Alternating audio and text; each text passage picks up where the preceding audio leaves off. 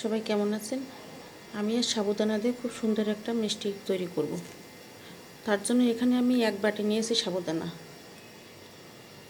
সাবুদানাগুলো আমি প্রথমে এই বড় বাটিতে করে ধুয়ে নেব।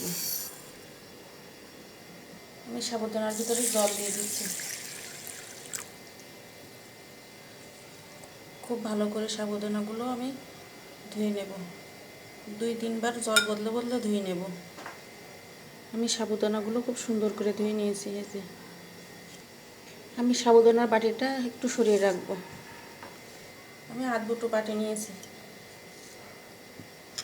একটা বাটিতে নিয়েছি বিটের রস, আর একটা বাটিতে জর্দার রং।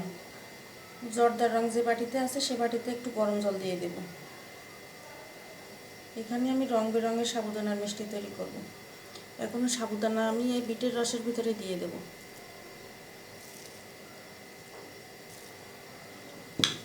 খুব সুন্দরভাবে মিশিয়ে নেব।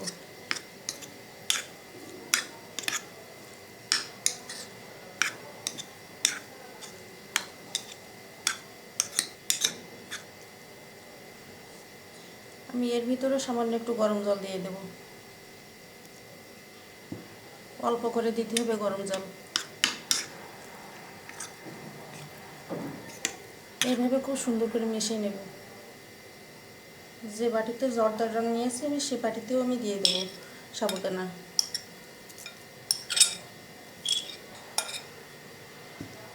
খুব ভালোভাবে মিশিয়ে নেব।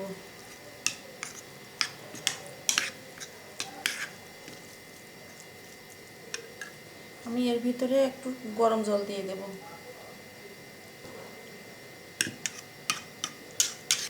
গরম জল দিলে সাবুদানাগুলো খুব তাড়াতাড়ি ফুলে যায়। এখন আমি এই বাটি দুটো এক সাইডে সরিয়ে রাখবো। আর এই সাবুদানার ভিতরে আমি সামান্য একটু গরম জল দেব।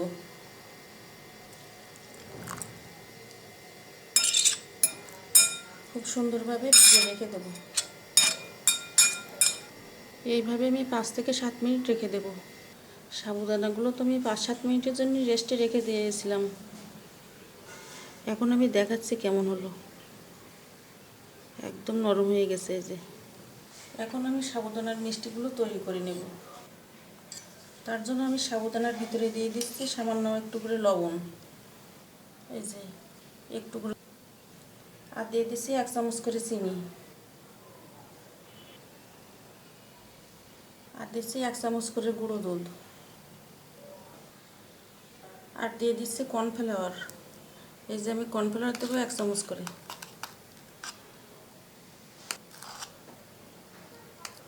এখন আমি সব কিছু একসঙ্গে মিশিয়ে নেব। খুব সুন্দরভাবে মিশিয়ে নেব।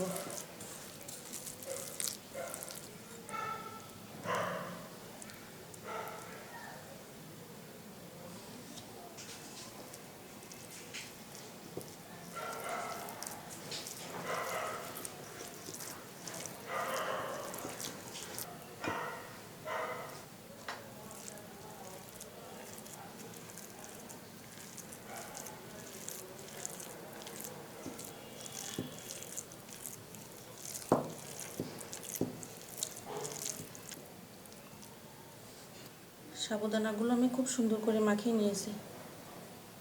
আমি চুলোয় একটা প্যান বসিয়েছি। প্যানে দিয়ে দেব দুধ। দুধটা আমি আগের থেকে জাল করে নিয়েছি।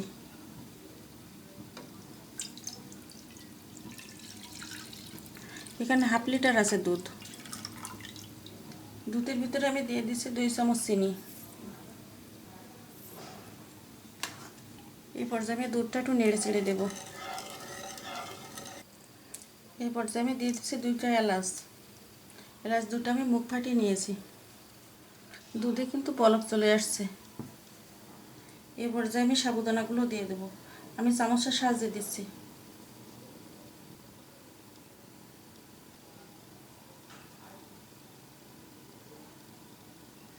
এভাবে ফাঁক ফাঁক করে দেবো, কিন্তু আমি একটার সঙ্গে একটা যেন না লাগে। সবগুলো আমি এইভাবে দিয়ে দেবো। এগুলো দেখতে যেমন ভালো হয়, খেতেও কিন্তু খুবই ভালো হয়।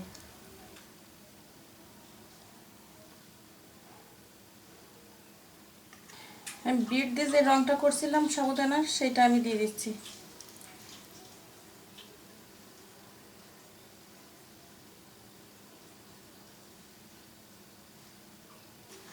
হাতের সাহায্যে গোল গোল করেও দেওয়া যায়, আমি চামচের সাহায্যে দিচ্ছি। তো আমার এই রেসিপিটি যদি পছন্দ হয় তাহলে লাইক করবেন, আর আমার চ্যানেলটিকে অবশ্যই অবশ্যই সাবস্ক্রাইব করবেন।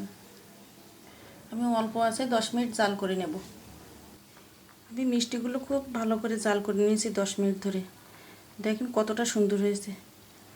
এই মিষ্টিগুলো দেখতে যেমন ভালো হয়, খেতেও তেমন ভালো হয়। আমি একটু দেখাচ্ছি কেমন হলো।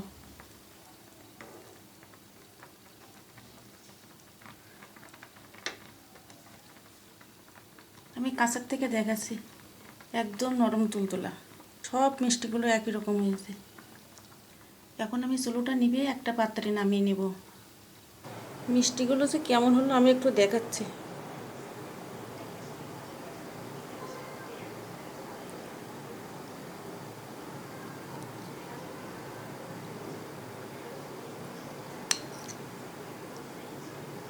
একদম নরম, খেতেও কিন্তু অনেক ভালো হয়।